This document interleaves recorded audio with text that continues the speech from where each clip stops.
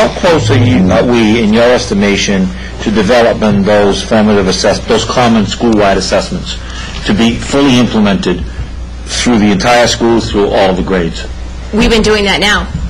Even in all grades and also in all grades and all of the benchmark assessments, as we've developed them, we've given them right away. I guess. So you're telling me that we have common assessments in every grade, formative assessments in every grade in math and language arts, is that correct? Right, and I had listed them on my slide, whether it was the Houghton Middleton for reading, everyday math has assessments, we're given the benchmark assessments. But those are school-wide, they're all getting the same assessments? If I may, the benchmark assessments are district-wide. Right. 1 through 5. Right.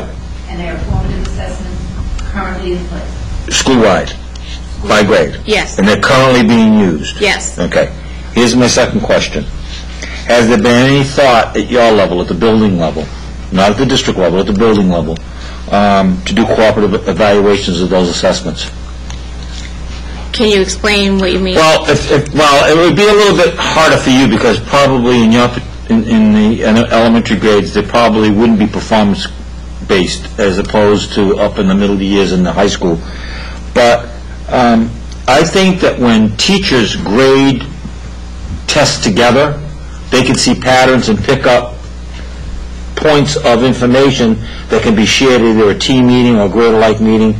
And so when I was doing consulting work in Providence in the inner city, one of the things that we put was cooperative. We had school-wide assessments. They were more performance-based, and it was at the secondary at middle school level. It wasn't at the elementary level. But I can see it happening at the elementary level. When you have a group of professionals looking at the same student work, you may get several perspectives on that student work and recognize not just problem areas, but also areas of achievement. So has there been any thought at all given to doing that cooperatively? Yes. And the open response writing is the first area that we're looking at. And by having these collaboration times where the teachers will meet together, that's one of the goals is they look at writing and then they score it with a rubric, and several teachers will do that scoring and then they'll talk about it. That's so, excellent. Yes. And then as they give the assessments, they're now looking and talking about the data collectively. So yes, we have. Very good. And the other thing too is, you know, we don't say it enough, is the involvement of the community in the development of a school improvement plan. And you've got 3 of your school council here today, and there's school councils across the district that are working hand in hand with the administrators in developing and implementing these school improvement plans. And my hat goes off to them because they care and they're involved, and we can't ask for anything more. I just wish that we had a little bit more involvement. So hats off to you folks, and maybe you can get some recruits to come in. But thank you again for being here tonight and for what you do. Any other questions or comments? All right. Thank you, Joan. Thank you. Okay, next order of business, school budget. Dr. Rabinovich? Yes. I have I guess it's a recommendation to make. I recommend that the school committee approve a non-net school budget of $1,490,268 and a net school spending budget of $27,091,413 for fiscal 2012. And as a information for people, my intent is for us to vote this evening, understanding that there is an ad hoc committee that is working with FinCom representatives, Board of Selectmen, and hopefully school committee representation. And if an agreement is reached, I will come back to this committee and ask you to reconsider this vote. But we need to turn something in by February 1st, and we're just starting those discussions, and therefore I ask for the approval of the numbers that I've mentioned. That's your recommendation? Yes. All right, could I get a recommendation from the Budget Subcommittee?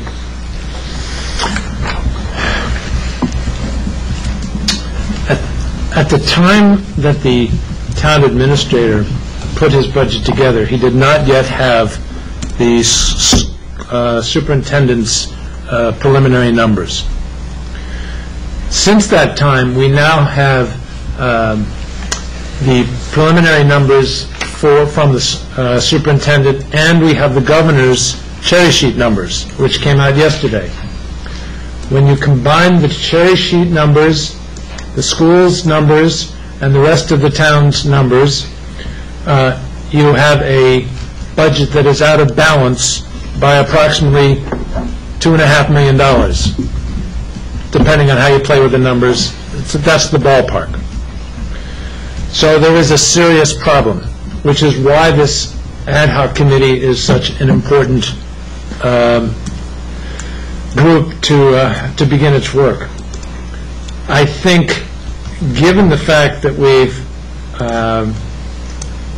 undoubtedly have some cuts to make on the part of the school budget, and I repeat that for everybody to understand. Unfortunately, despite the great work done by the school principals and the department heads, there's no question in my mind that the $2.5 million is just too big a nut for it to be solved without some cuts.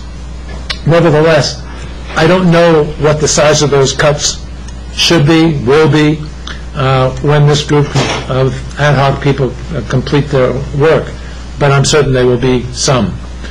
So therefore, I think it makes sense to go with the numbers that the superintendent has recommended, and then come back at some point when, ideally, this ad hoc committee will have come together, solve the problem in the best interest of the entire town, and everybody will have reached some consensus, and then we will go and sell to the community whatever the steps that are necessary to bring that budget into balance. So that's a long way of saying, and I'm sure my colleague on the committee will have her own thoughts, that's a long way of saying that I support the superintendent's recommendation. Wanda?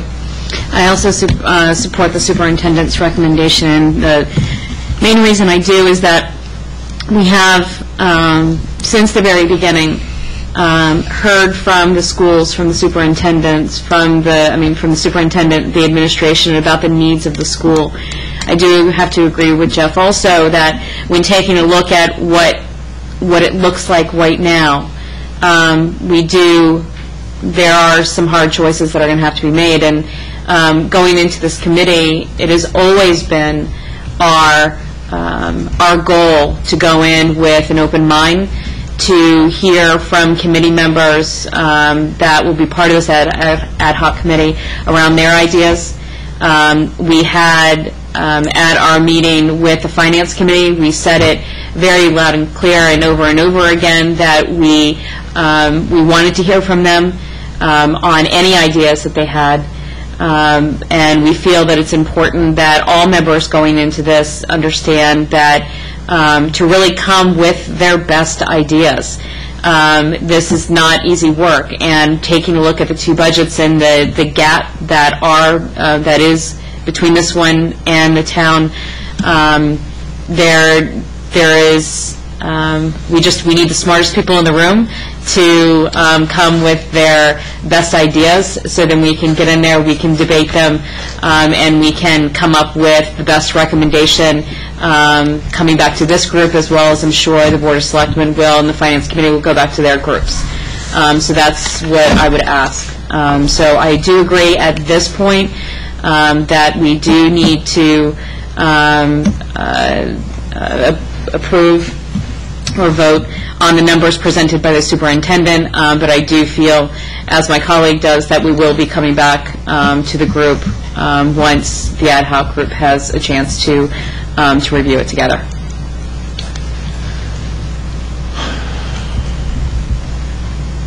Rachel? I don't know, is Kenny all right? I hate to take the vote on him without him here. Huh?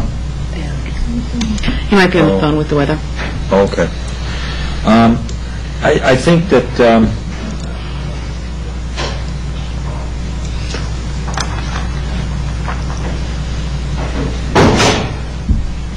Mr. Fonz, anything to say on the budget? Any comments? Were you waiting for me? Yeah.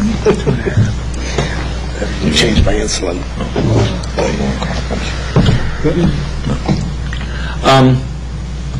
The only thing I have to say is, I think everyone recognizes the difficulty of the process, and there's been a level of discussion about this ad hoc, but we'll talk about that in the new business. But I think we, under the law, we have to, accept the superintendent's recommendation, and not to rehash the whole thing again. But from where I sit, this is not pie in the sky. We recognize the reality, but it's a basic needs budget. There are some areas of reduction, but there are some areas of increase, and I'm of the mindset that if there has to be cuts in these numbers, that there's going to be pain involved with it at some degree. So to think that we're going to be able to cut these numbers at some point in time without any pain is just not accurate. So with that being said, I'll entertain a motion. And we actually need 3 separate votes. We need one for non-net, Correct. one for net, and then one for the The total. overall budget, correct. So right now, I'll entertain a motion on the non-net of $1,490,268. So moved. I have a motion and a second to accept the non-net school budget of $1,490,268. Any more discussion? All in favor? Aye. Opposed? 500.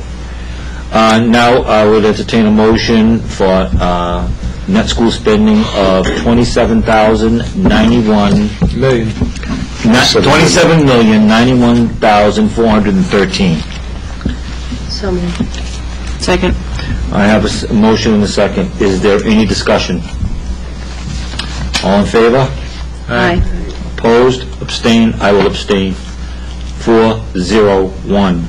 And now we will take a motion on the combined budget of $28,581,681.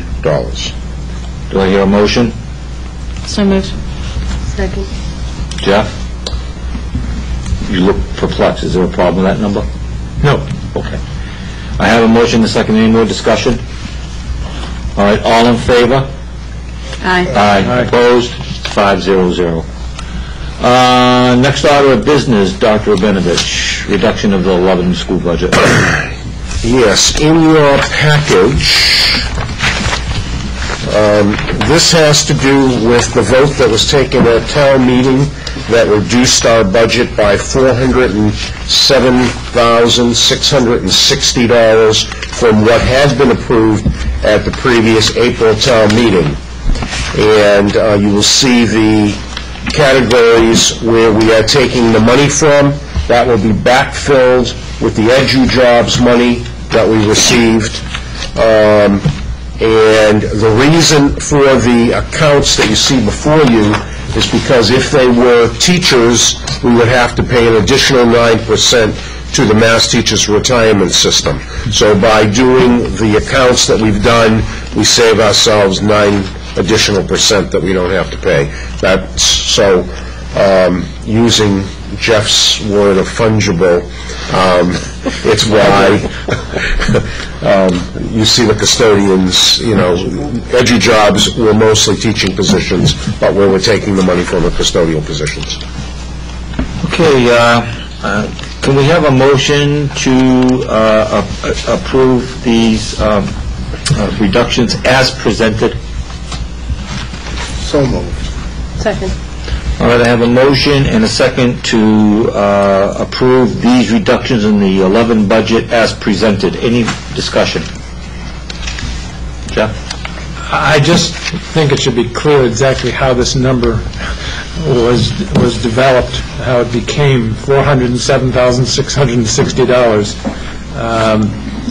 Jeff Law.